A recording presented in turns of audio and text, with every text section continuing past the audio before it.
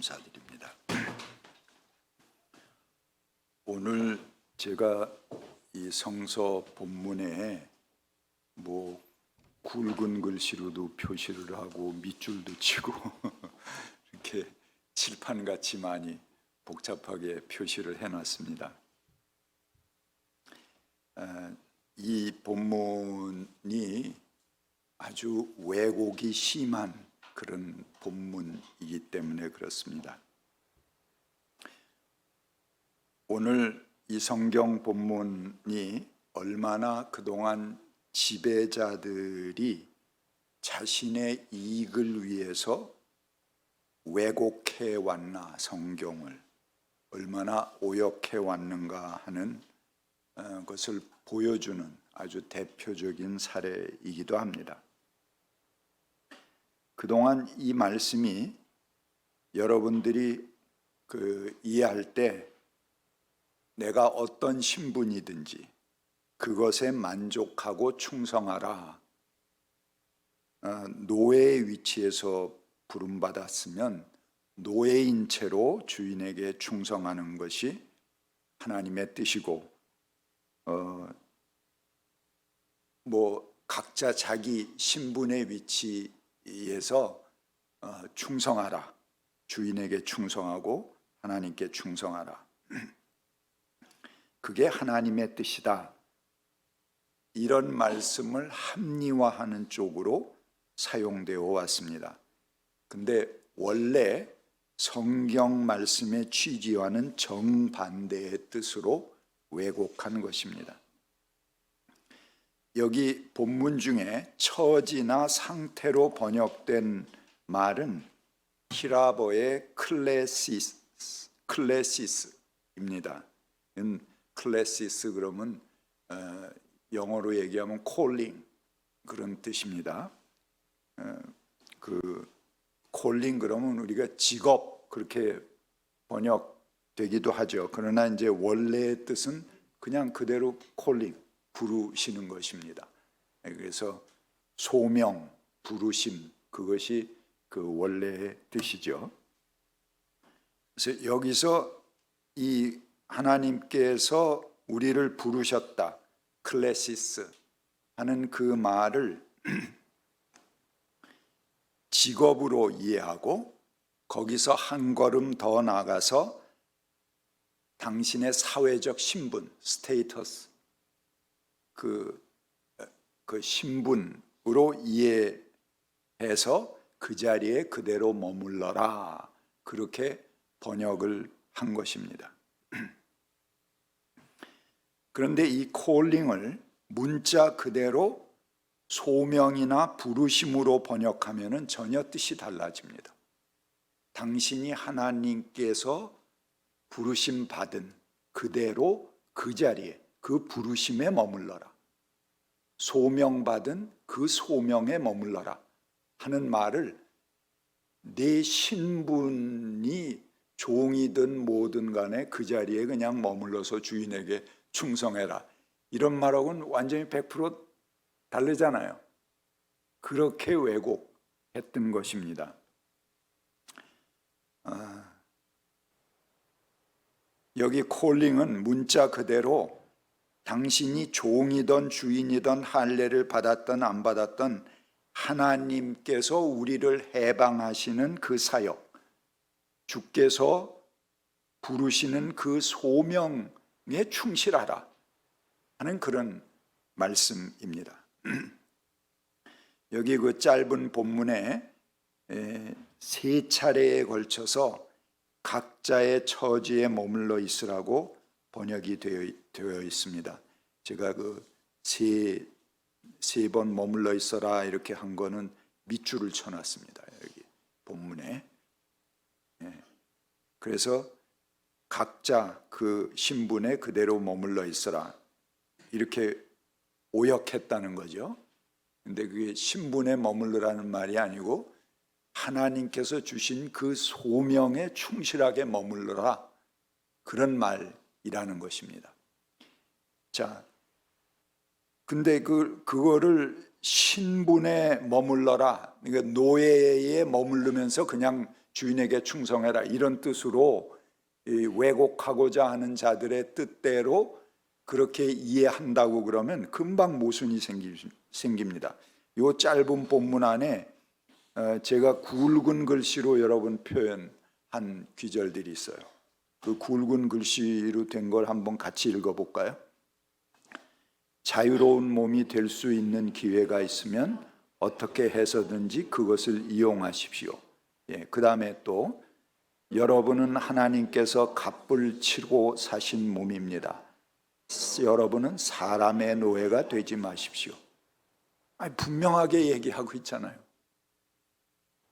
그 분명하게 얘기하고 있는데 그 사이사이에 들어간 글을 이 지배자들이 왜곡해갖고 너는 노예이면 노예인 채로 주인에게 충성해라 이렇게 얘기하면 이 얘기하는 바울이 정신이 나간 사람입니까?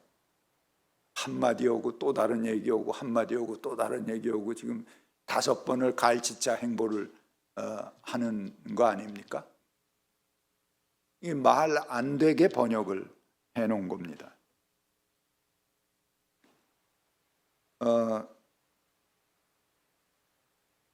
그 다음에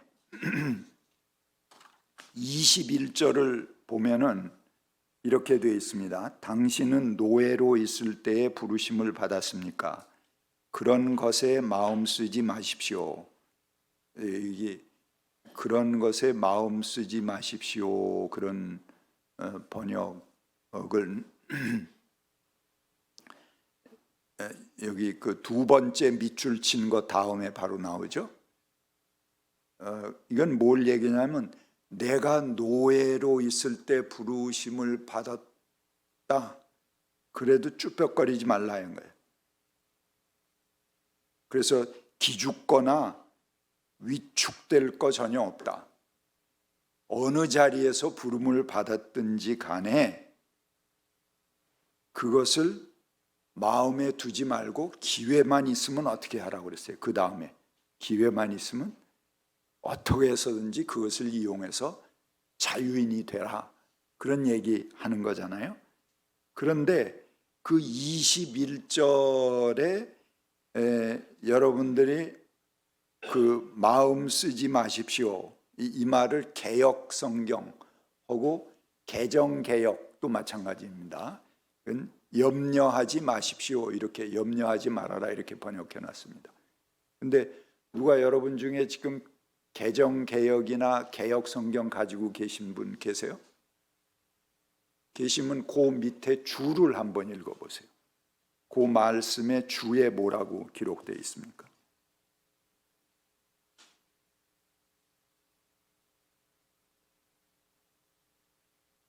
우리 교회는 다 새번역 보시기 때문에 개역 가진 분이 없죠. 예. 지금 박현정 집사님이 읽으신 대로 그 밑에 줄을 달아놨어요. 마음 쓰지 마십시오. 이거를 줄을 달아놓고 자유할 수 있어도 그대로 머무르십시오. 이렇게 줄을 달아놨어요.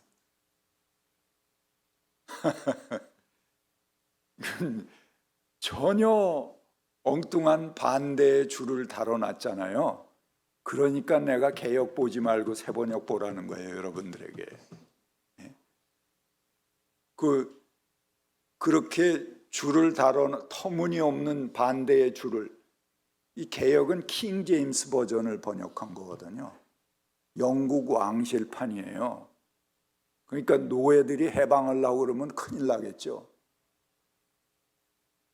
그러니까는 정반대로 성경을 왜곡해서 기회만 있으면은 자유를 얻으라는 말을 밑에 줄을 해갖고 기회가 있어도 그대로 머물러라 이렇게 줄을 달아놓은 겁니다. 그래서 새번역엔 그 주 자체를 빼버렸습니다. 성경이 어떻게 왜곡되어 왔는가 하는 것을 우리가 잘 살펴보아야 됩니다. 23절 여기 맨 마지막 절은 마침표 찍듯이 그러므로 여러분은 사람의 노예가 되지 마십시오. 그렇게 분명하게 이야기하고 있습니다. 미국에서 공식적으로 노예 해방을 선언하는 것이 1865년입니다. 불과 159년뿐이 되지 않습니다.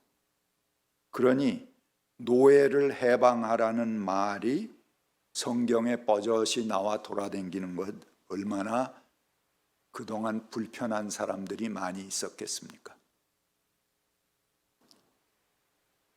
그리고 이 노예 해방 선언한 게 159년 됐는데 이 기념일을 얼마 전에 정했어요. 그리고 그걸 축일로 하자 미국에서 그렇게 했는데 그걸 축일로 받아서 하는 주가 18개 주뿐이 안 돼요. 나머지는 노하고 안 합니다. 아직도 그런 나라예요.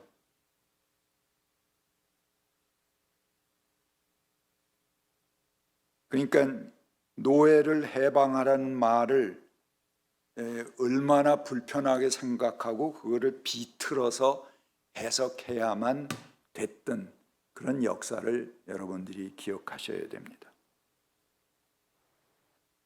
비틀고 비트는 거죠, 이 말을. 날리면 바이든처럼.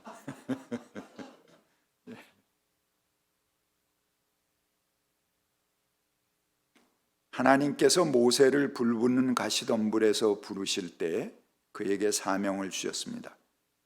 내 백성을 구하라 하는 것입니다. 하나님께서 명하신 내 백성은 이집트에서 종노릇하는 노예들을 가리키는 말이었습니다. 그들을 해방시키는 사명, 그들에게 자유를 베푸는 사명으로부터 우리 기독교의 뿌리가 시작됩니다. 하나님은 오늘도 그 사명 가운데로 우리를 부르십니다. 크리스찬은 이 해방자의 사명을 부여받은 사람들입니다. 우리의 상태가 어떻든 간에 가난하든 부자든 젊은이든 노인이든 남자건 여자건 간에 어떤 위치에 어떤 처지에 있든지 간에 그가 처한 자리에 그 자리에서 최선을 다하여 하나님의 부르신 소명을 이루라 하는 것이 오늘의 본문의 본 뜻입니다.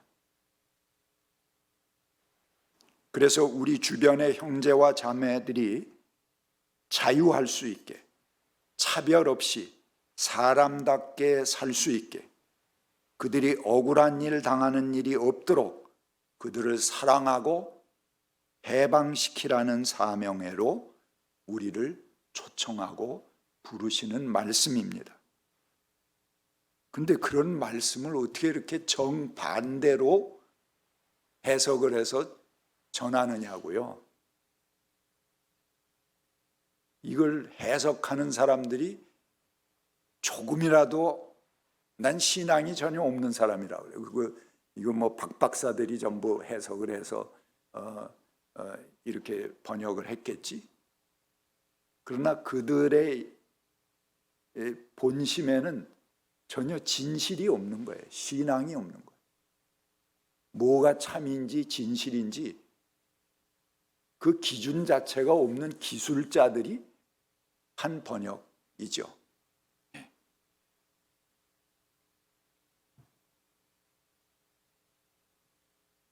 이렇게 하나님이 참 부끄럽게 하나님을 오용하고 있습니다. 우리 인간들이.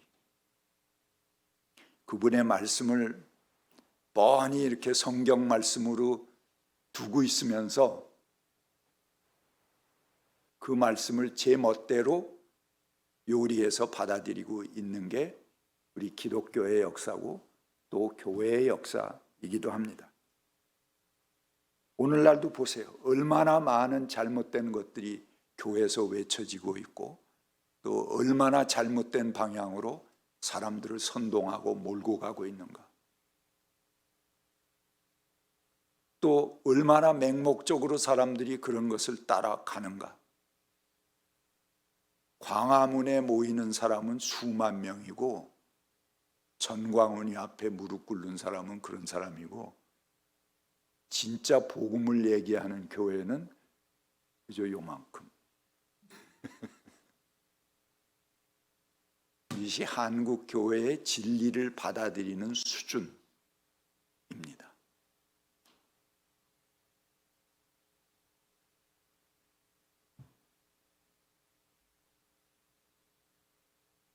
우리가 어떤 처지에 있든지 간에 그가 처한 자리에서 자신의 위치에서 최선을 다하라.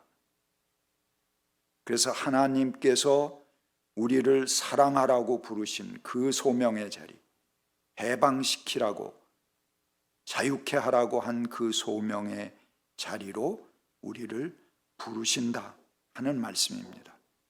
주님, 저는 아직 준비가 안 되었는데요. 주님, 저는 무엇이 부족한데요? 그런 조건이 문제가 되지 않고 주님 앞에 무엇을 둘러댈 핑계가 되지 않습니다. 우리는 우리의 이웃들을, 우리의 형제 자매들을 해방시키는 사명 가운데 부르심을 받은 것입니다. 그리고 그 사명과 소명의 자리에 머무르라고 부르시는 것입니다. 자연인, 이 바울이 그리스도를 알기 전에 나의 상태, 우리들의 상태를 일컬으는 말을 이 그리스도인과 대조해서 자연인이다 이렇게 부릅니다. 근데 이제 그리스도인이 된 나는 새로운 임무를 부여받는 것입니다. 하물며 그리스도의 몸이라고 하는 교회, 그 그리스도의 몸을 세워가는 직책을 부여받는 것입니다. 자연인 아무개가 하나님 안에서 새로운 사명을 부여받는 것입니다. 새 이름이 우리에게 주어지는 것입니다. 우리가 새로운 사명 안에 서려면 첫 번째, 나의 가슴을 열고 남을 존중할 수 있는 열린 가슴을 가져야 합니다. 두 번째, 자기가 받은 선물을 개발해서 다른 모든 이들이 유익하게 쓸 수 있게, 쓰임받을 수 있게 해야 됩니다. 내가 받은 것들을 그대로 묻어두면 안 되겠죠. 이걸 잘 발전시키고, 하나님이 나한테 너 이거 봉사해, 그런 목적으로 우리에게 주신 건데 그걸 잘 개발해서 많은 사람들에게 기쁨을 줄 수 있게, 쓰임받을 수 있게 그렇게 해야 된다는 것입니다. 뭐 큰 재주를 만들어 갖고 보란 듯이 내보이라는 것이 아닙니다. 뒤에서 드러나지 않게 숨어서 조용히, 그리고 기쁜 마음으로 봉사하는 것이면 충분합니다. 예를 들어 큰 음악적 재주가 있어서 남들이 박수 칠 만한 연주를 하면 좋지요. 그러나 꼭 그렇게 하라는 것만은 아닙니다. 그렇지 못하더라도 그 연주회를 위해 방석을 가지런히 놓고 청소를 하고 기쁨으로 듣고 칭찬할 수 있는 입이 있다면 그것만으로도 아주 소중한 것입니다. 셋째, 부모의 마음으로 사랑하는 것입니다. 엄마는 자식을 있는 그대로 사랑합니다. 그렇기 때문에 우리도 하나님의 사랑을 받기 위해서 또는 하나님을 사랑하기 위해서 나는 무언가를 이루어야 된다. 이런 강박관념에서 벗어나야 합니다. 하나님은 우리를 있는 그대로 사랑하십니다. 내가 어떠해야지 사랑하시는 것이 아닙니다. 그냥 내 존재 자체로 깊은 연민을 가지고 사랑하십니다. 그렇듯이 우리들이 하나님의 일을 맡아서 한다는 것은 그 어떤 조건보다도 사람을 품어 안는 것, 나의 선입견, 나의 이해관계, 나의 이해의 폭을 넓게 하고 주변의 낯선 사람들을 품는 것이 하나님 안에 부르심받고 쓰임받는 것입니다. 하나님께서는 우리들의 몸매가 이그러졌건 마음이 모자라건 심지어는 고약한 성격을 가졌건 그거 일일이 챙겨서 골라내고 버리고 그렇게 하지 않습니다. 그냥 있는 그대로 우리를 수용하십니다. 바로 그 자리에서 우리 자신을 보시고 그것이 어쩔 수 없는 나의 모습임을 아시고 받아들여 주십니다. 그것이 바로 하나님께서 우리를 사랑하시는 방법입니다. 톨스토이가 군에 입대했어요. 근데 그 천막에서 사람을 무지막지하게 패는 소리가 들렸습니다. 톨스토이가 깜짝 놀라서 그 천막 안으로 들어가 보았습니다. 병사 하나가 피를 흘리고 쓰러져 있어요. 무슨 일이냐고 물어봤어요. 주변에 아무도 답하지 않습니다. 그래서 그 사람을 내게 업혀달라고 했습니다. 아무도 돕지 않았습니다. 그래서 톨스토이는 제 힘으로 그 군인을 들쳐업고 나옵니다. 그때 상관이 나타났습니다. 누구야? 누가 그놈 업고 가라고 했어? 화를 벼락같이 냅니다. 그러더니 이렇게 얘기해. 이놈은 내 주머니에서 6번이나 도둑질을 했고 그때마다 용서를 빌더니 또다시 계속 한 놈이고 며칠 전에는 내가 모시고 있는 상관의 방을 털려다가 들켜서 매를 맞았고 그 전에는 간호원을 밤에 붙잡아 욕보여서 1년간 감옥살이를 한 놈인데 이런 놈은 죽어야 해 하면서 또 주먹다짐을 했습니다. 톨스토이가 소리를 쳤습니다. 그만하시오.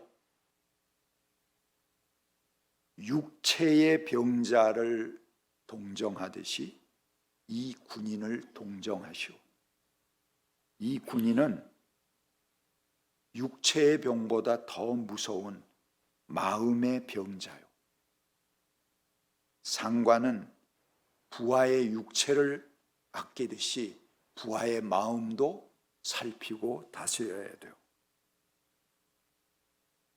마음과 정신의 무장이 더 중요한 것이요. 당신 편에 한 사람이라도 갈라져 나간다면 당신의 힘은 그만큼 약화되는 것이고 당신의 지휘력도 쇠퇴해지는 것이요. 그 대신 한 사람이라도 더 당신의 편이 될 수 있다면 당신은 더욱 강한 지도자가 되는 것이요. 한 사람이 떨어져 나가는 것을 무시한다면 당신의 힘은 오래지 않아 무력해질 것이요. 나는 당신의 힘을 더 강하게 하기 위해 이 마음의 병자를 사랑하는 것이요. 악한 사람에게 벌 주는 것이 상관의 기술과 지혜는 아니요. 악한 자 한 사람이라도 고쳐서 강한 사람으로 만들어 내 편으로 하는 지혜야말로 참 애국의 정신이고 상관으로 취해야 할 부하의 통솔 비결이요. 톨스토이가 얼마나 말을 잘했겠어요. 이렇게 연설을 쫙 해대니 그걸 들은 상관이 그냥 얼어붙었습니다. 그 말씀 들어보니 내 생각이 짧았던 것 같아. 내게 그 사람을 업혀주시오. 내가 잘못했소. 사과했습니다. 톨스토이가 아닙니다. 내게 명령만 하십시오. 그래서 톨스토이는 그 부상병을 업고 가서 잘 치료받게 하고 그 상관과 톨스토이가 그 병사를 오랫동안 정성껏 잘 돌보았다고 합니다. 한참 지난 후에 이 병사가 마음의 문을 열었습니다. 그리고 그 상관에게 다가가서 상관님, 제가 그동안 정말 잘못했습니다. 이렇게 사과하고 그 이후로는 아주 훌륭한 병사가 되었다고 합니다. 자신과 같이 마음에 병이 있는 사람들, 뭔가 마음이 뒤틀어져 있는 사람들, 그런 사람들을 찾아가서 고쳐주는 사랑의 의사가 되었다고 합니다. 누가 어려움을 당했을 때 우리는 무력함을 느낍니다. 우리가 그를 위해 할 수 있는 것이 별로 없다는데 심한 좌절감을 느끼기도 합니다. 그러나 우리는 그를 위해 기도할 수 있습니다. 그리고 마음으로 내가 너와 함께 있다는 마음을 가질 수 있습니다. 뭐 표현할 수 있으면 더 좋고요. 그리고 너를 사랑한다는 관심과 사랑을 보일 수 있습니다. 아무 해결책도 아닌 단순한 격려의 말과 사랑의 마음이 새로운 기적을 일으키는 것입니다. 반대로 말 한마디로 상대의 무릎의 기운이 쪽 빠지게 만들 수도 있습니다. 우리가 던지는 한마디 말이 사람을 살리기도 하고 죽이기도 합니다. 그러나 사람을 일으키고 살리는 마음은 성령께서 우리에게 주시지 않으면 가질 수 없는 마음입니다. 성령과 함께 우리가 선물을 받는 성령의 열매이기도 합니다.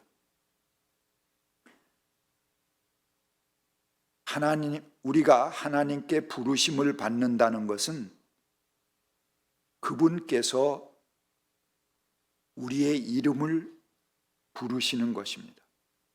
하나님께서 사무엘을 부르셨습니다. 사무엘아, 사무엘아. 사무엘은 알지 못했어요. 그 엘리 제사장에게 가서 제사장님, 저를 부르셨습니까? 하고 물었습니다. 아니야, 난 너 부른 적 없어. 근데 또 사무엘이 자기 숙소에 있는데 또 사무엘아, 사무엘아 소리가 들립니다. 다시 엘리에게 갔습니다. 저를 부르셨습니까? 아니야. 3번 반복해서 사무엘아, 사무엘아 하고 부르시는 소리를 들었습니다. 여러 번 같은 일이 반복되자 사무엘은 눈치채고 그 자리에 엎드려 이야기했습니다. 예, 주님, 말씀하십시오. 주의 종이 듣겠나이다. 하나님께서 무슨 말을 그에게 하셨는가는 다음 문제입니다. 그분께서 우리의 이름을 부르시는 것이 중요합니다. 우리 노회에서 보면요, 새로 회원이 되거나 새로 목사 안수를 받거나 그래서 노회원이 되면은 제일 중요한 예식이 있습니다. 호명 예식입니다. 그래서 그 사람의 이름을 다시 끝난 다음에 공식적으로 회중 앞에서 부릅니다. 아무개 회원 하고 부르면 네 하고 답하는 게 가장 중요한 예식입니다. 호명하는 것이죠. 하나님께서 우리의 이름을 부르신다는 것이 그렇게 중요한 것입니다. 오늘 직분을 맡으시는 분들, 하나님께서 여러분들의 이름을 부르시는 것입니다. 그것도 특별한 직분까지 맡겨서 부르십니다. 오늘 직분을 부여받은 여러분은 전혀 새로운 삶으로 초청되며 새로운 사명 가운데 서게 되는 것입니다. 같이 침묵하시겠습니다.